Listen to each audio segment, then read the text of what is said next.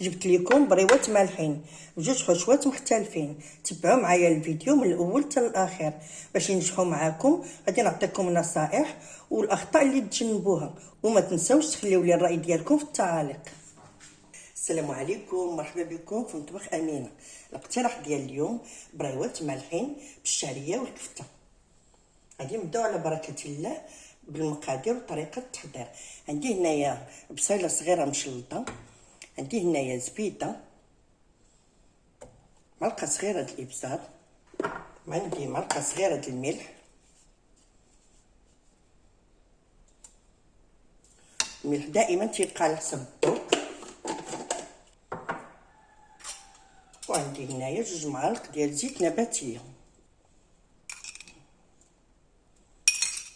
غادي نشحروا البصيله وعاد نكملوا بقيه المكونات. ومن بعد ما تشحرات البصيله دابا غادي ندوزو باش نزيدو الكفته.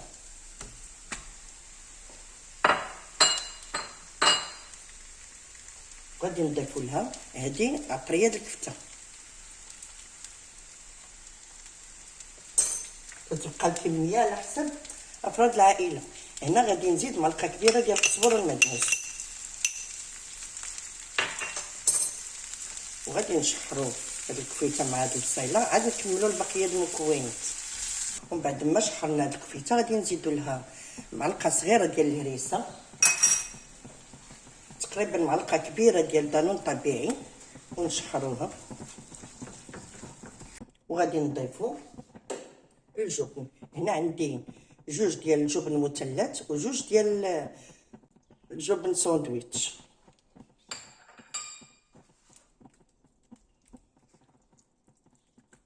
وعندي هنايا الشعريه الصينيه، الشعريه الروز اللي رقدتها في المغليان وقطعتها قطع صغيره.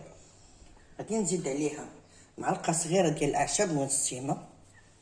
غادي نزيد عليها هنايا زيت الكحل اللي قطعته قطع صغيره، وغادي نضيفوا لها الحشوه اللي صوبنا.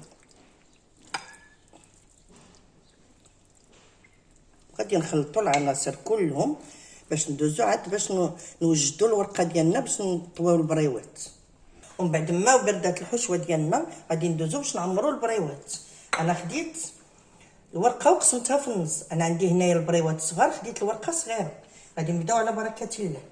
تنقبطوا نص الورقه وتنطويو هذا الجانب هذا اللي تيكون حرش، وتنحطوا الحشوه هنا في الجانب،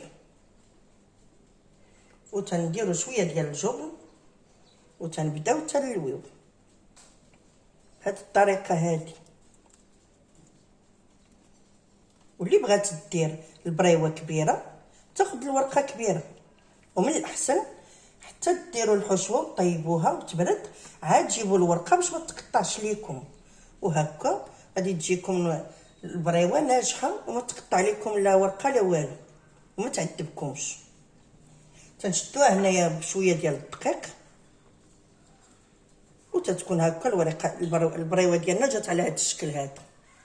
ومن بعد ما كملت البريوات ديالي بالطويان دابا غادي ندوزو باش ندهنهم بصفار البيض وندخلوهم للفرن. راني دهنت اللاطه ديالي بالزبده باش ما يلصقوش، ومن الاحسن ما دهنوهمش بالزبده، دهنوهم بصفار البيض باش يعطيهم داك اللون الذهبي وتيجيو زوينين محمرين ومذهبين. الزبده بحال تتحرق لهم وجههم، والفران يكون ساخن كيف قلت لكم على 180 درجه، وتدخلوهم حتى يذهب اللون ديالهم وتخرجوهم.